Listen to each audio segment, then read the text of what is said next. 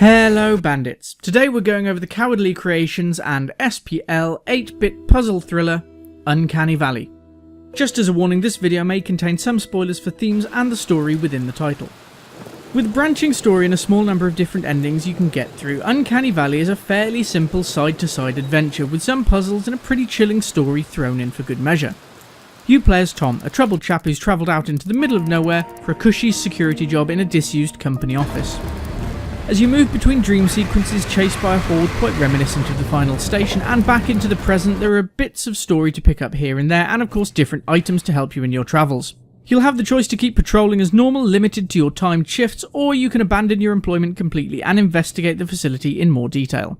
Uncanny Valley is officially rated by Peggy at 16 and we'll run that down for you just here. Fear and language both get 8.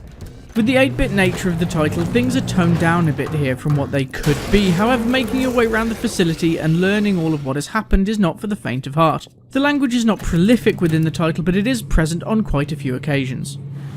Violence 7. There is a fair amount of gore in Uncanny Valley, but again the 8-bit graphics do rank it a bit lower than it could otherwise have been. Attacks from enemies in the facility as well as some pretty bloody scenes are to be expected. Sex, drugs, online gambling and discrimination all get 0, having no part within Uncanny Valley whatsoever. So with the Peggy warnings done, how does it stack up in general? Graphics 7. Certainly the graphics for Uncanny Valley aren't bad. The lines are crisp and clear, though the 8-bit styling of course doesn't blow you away. Marked down a little here as the text can be hard to read at times. Story 7.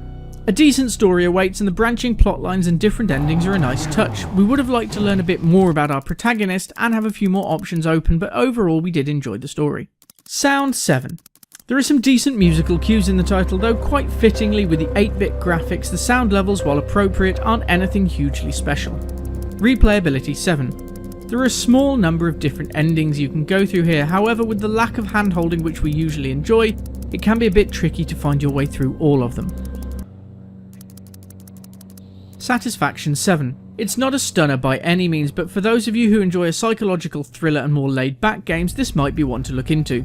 We've enjoyed the puzzles within the game, but we would have liked to have seen more of them, and though there are different endings, the overall time in-game can be quite short.